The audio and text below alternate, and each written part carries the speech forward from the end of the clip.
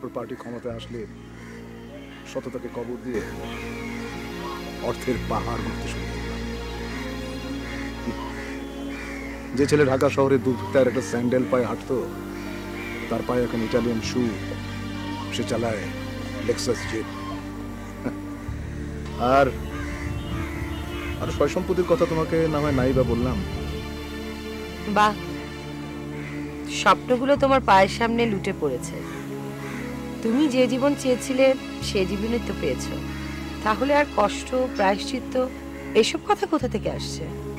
আছে আছে আছে আছে। এরপর আমাদের সংসারে একটা মেয়ে আসে।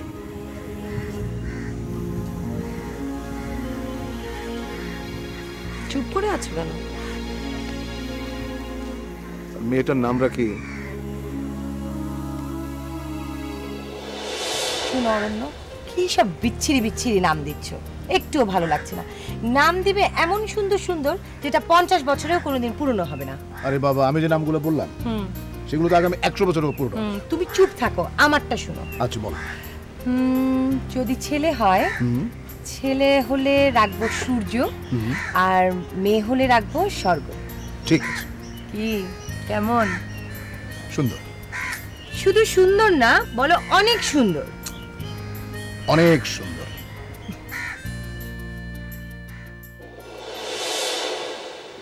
নাম রাখলাম স্বর্গ।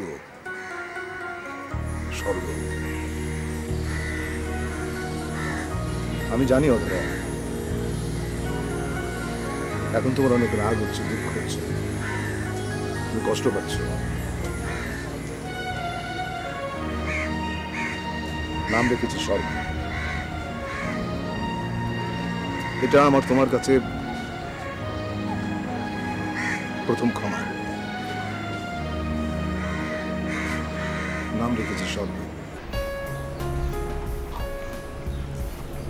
কি রে, চুপ হয়ে গেলি কেন? ও সরি, আর কি শুনবি? হ্যাঁ অবশ্যই, এক কাপ চা হলে ভালো হয়, তাই না? দাঁড়া, এক্ষুনি নিয়ে আসছি। চা বানানোই আছে, জাস্ট একটু গরম করতে হবে।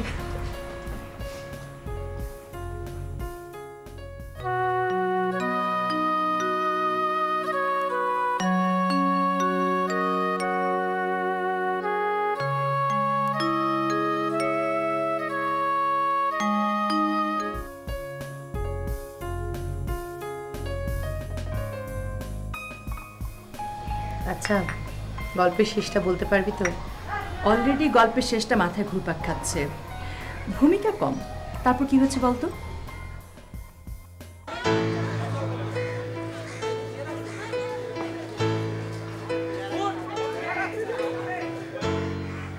স্বর্গ এখন কোথায় আছে? আমার কাছে। আমি ছাড়া তো ওর আর কেউ নেই। মানে? মানে নিগার, স্বর্গের মা, she died। কিভাবে? প্রেগনেন্ট অবস্থায় নিগারের হেপাটাইটিস সি ধরা পড়ে। তারপর যা হবার তাই, শেষ রক্ষা করা যায়নি, she died। জীবনটা কেমন এলোমেলো হয়ে গেল। বিয়ের পর আমি নিগারকে অনেক মানসিক কষ্ট দিয়েছি। পরে আমার মনে হয়েছে ওর কি দোষ, শি ইজ ইনোসেন্ট। তারপর আমি ওকে অনেক ভালোবাসার চেষ্টা করেছি। এখন আমার বড় ক্লান্ত লাগে, বড় ক্লান্ত। আমি হলো আমার ঝুলে থাকা বিক্ষিপ্ত জীবন। তুমি কি আর কিছু নেবে? না অধরা, মানে বলছিলাম, সরি।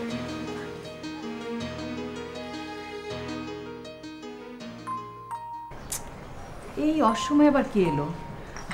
আমি দেখে আসছি।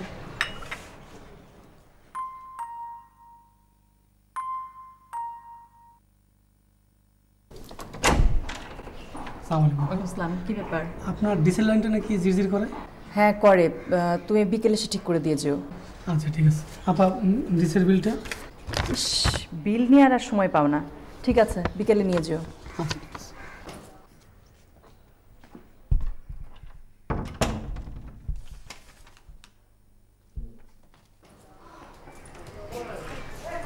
ডিশের বিল নেওয়ার আর সময় পেল না, এখন এসেছে ডিশের বিল নিতে। আচ্ছা তারপর কি হলো বলতো? ও আচ্ছা, কোথায় জানি ছিলাম? তুই ভুলে গেলি? ওই যে মেয়েটির কথা বলতে অরণ্য থেমে গেল।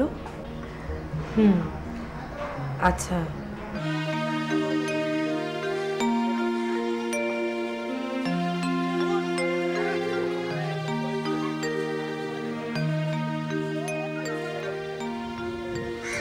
এখন তুমিও শুনতে পারো, কোনো সমস্যা নেই, কারণ আমিও তোমার মতো কষ্টের রাতগুলো পেরিয়ে একা, কিন্তু তোমার মতন ক্লান্ত নই। বিয়ে করনি? করেছি। তাহলে প্রায় 6 বছর আগে আমার হাজবেন্ড অনেক কষ্টে আমেরিকায় যায়। সেখানে যাওয়ার পর কিছুদিন চিঠি টিঠি লিখত, পরে সেটাও বন্ধ করে দিল। হঠাৎ একদিন খবর পাঠালো divorce letter. I am sorry. It's okay. তোমার ছেলে মেয়ে? নাই। সরি। তোমার চোখের এই অবস্থাটা হলো কি করে? সেটা না হয় নাই শুনলে। ঠিক আছে, সরি। বারবার এত সরি বলার কিছু নেই, আমরা সবাই কম বেশি অন্ধ, আবার কখনো দেখেও না দেখার ভান করি। এখন কোথায় থাকো, কি করো? বললাম না, একাই থাকি, আর লেখালেখিটা ছাড়িনি। এখনো কবিতা লেখো? কলমই তো আমার একমাত্র বন্ধু। কোথায় লেখো? দৈনিক প্রতিধ্বনিতে, যদিও কবিতা ছাড়া কলামও লিখি। একা একা কাজ করতে তোমার সমস্যা হয় না? না, আগেও হয়নি, এখনো হয় না। আচ্ছা অধরা, মানে আমি কি ব্যাপার অরণ্য, এত আমতা আমতা কবে থেকে? বিত্তবান হওয়ার পর থেকে? না না, তা না, মানে আমি বলছিলাম কি অধরা, মানে তোমার সাথে আবার দেখা হবে, কিন্তু অনেকবারের জন্য না। মানে? তোমার মেয়েকে দেখতে যাব। যদিও তোমার সাথে আমার আর দেখা করার ইচ্ছে ছিল না, তাছাড়া আমি এখন উঠবো। মানে কবে দেখা হচ্ছে? আর মানে তোমার সেল নাম্বারটা?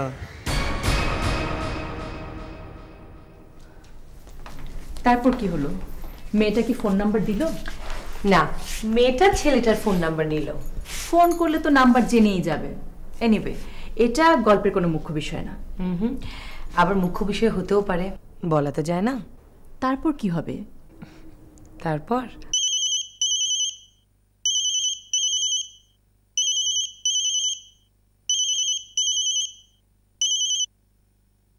হ্যালো। কেমন আছো? ভালো। তুমি ফোন করেছো, আমার অনেক ভালো লাগছে, অনেক। ভালো লাগাগুলো আসলে এখন অনেক পর লাগে, যেমন তোমার হাসিটা ভালো লাগতো, এখন অনেক পর হয়ে গেছে। এত দুঃখ মাখা কথা বলো না তো, মন খারাপ হয়ে যায়। তুমি এখন কোথায়? আমি অফিসে। ও, তুমি কি আসতে চাও? কালকে। তোমার মেয়ে কেমন আছে? তোমার মেয়ে বলছো কেন? তাহলে কি বলবো? ওর একটা নাম আছে, স্বর্গ, তোমারই দেওয়া নাম। নাম ধরে ডাকলে যদি চোখে পানি আসে? তুমি কি বুঝতে পারো যে তোমার ভেতর আমার জন্য এখনো কিছু ভালোবাসা অবশিষ্ট রয়ে গেছে? কত স্বাভাবিকভাবে তুমি কথা বলে যাও, তাই না? চাইলে তুমিও পারবে। আচ্ছা, স্বর্গ কেমন আছে? হ্যাঁ, ভালো আছে। আচ্ছা, একটা কথা বলি অধরা, বলো। তুমি কি হাসতে ভুলে গেছো? তোমার অনেক কিছুই বদলায়নি। এভাবে কঠিন কথা কেমন সরল রেখার মতন বলো তুমি। আমি কিন্তু তোমাকে দেখতে পাচ্ছি, তুমি মুচকি হেসে আমাকে কথাটা বলেছো। তুমি পারো। হ্যাঁ, পারি। আর তোমাকে দেখার পর থেকে আমার বয়স অনেক কমে গেছে। আচ্ছা, এটা কি তোমার নাম্বার? হ্যাঁ। আমি কি তোমার নাম্বারটা সেভ করতে পারি?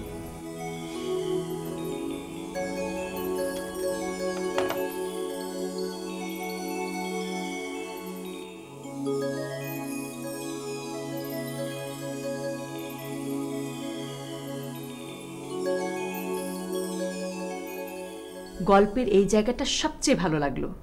মনে হচ্ছিল মেয়েটার ওই চরিত্রে আমি নিজে ঢুকে যাই। পুরনো প্রেম নতুন করে বাঁধলো বাসা, তাই না? আচ্ছা, তুই কি ওই নাম্বারটা দিয়ে মেয়েটাকে ফোন করালি? ইন্টেনশনালি হয়ে গেছে মনে কর। খারাপ হয়নি। তারপর কি অধরা অরণ্যের বাসায় যাবে? হ্যাঁ।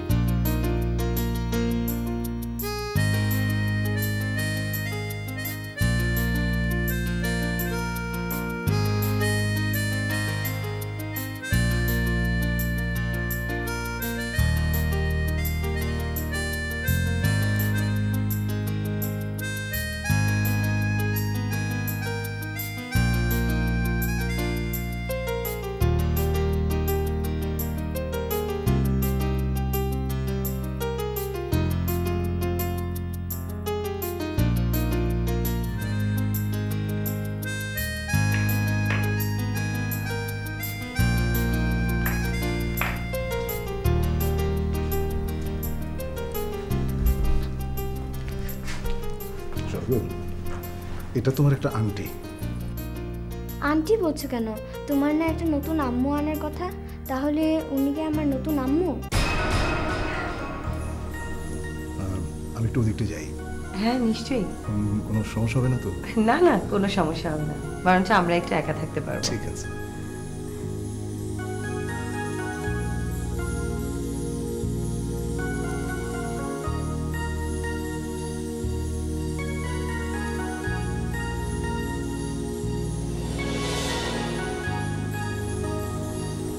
দেখি তো তোমাকে, অবশ্যই তোমার আম্মু। আমাকে ছেড়ে কোথাও যাবে না তো? না মা, আমি তোমাকে ছেড়ে কোথাও যাব না। শোনো, এইটা তোমার। Thank you. ওয়েলকাম। চলো আমরা একটু ওদিক থেকে ঘুরে আসি।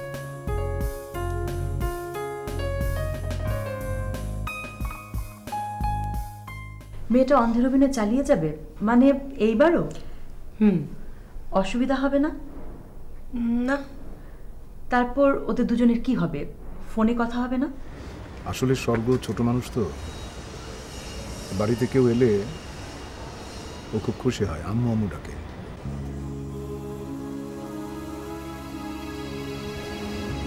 অনেকক্ষণ তো থাকলাম, এবার আমি যাই। তোমাকে অসংখ্য ধন্যবাদ। তুমি এসেছিলে বলে আমার মেয়েটা চমৎকার সময় কাটাবে। কেন, তোমার আত্মীয় স্বজনরা আসে না? আসে, তবে খুব কম। ওর আসলে এখন অনেক বেশি কোম্পানি দরকার, কাছাকাছি সবার থাকা উচিত। আমি যতটা পারি সময় দিই। তাই দিও, এই ভুলটা কখনো করো না। ঠিক আছে, আমি তাহলে আজকে আসি। যাবে? অধরা, আমাদের কি আর দেখা হবে না? দেখা না হওয়াটাই তো বেটার। তুমি চাইলে আমি তোমাকে নামিয়ে বসতে পারি। পারো না।